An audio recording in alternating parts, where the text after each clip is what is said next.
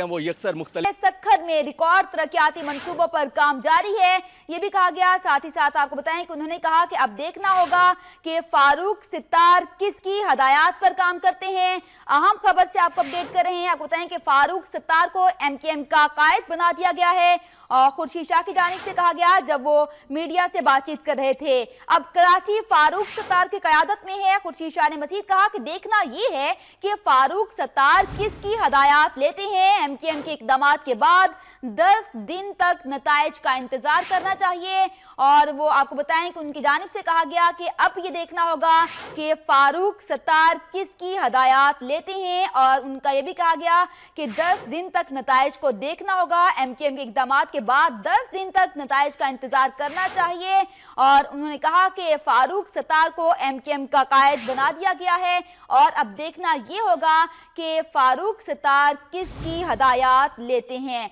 इस हवाले से मजीद तफसीलात जान लेते हैं। अपडेट कीजिएगा क्या कहा गया मजीद खुर्शीद शाह की जानिब से।